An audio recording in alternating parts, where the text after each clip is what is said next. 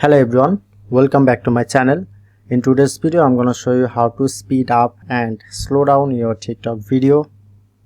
So first of all, open TikTok account.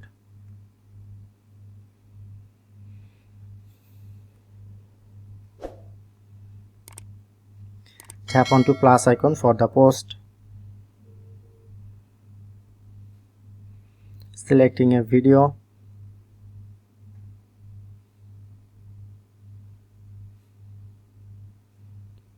Tap onto next.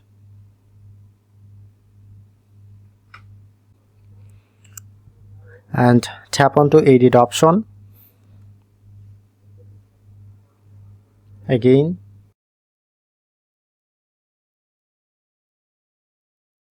And click onto speed.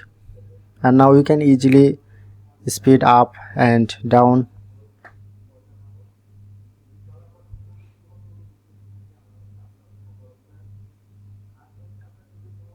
That's how you can easily speed up and slow down your TikTok video. If in this video helpful, please hit the like button and subscribe our tutorial debate channel for more video.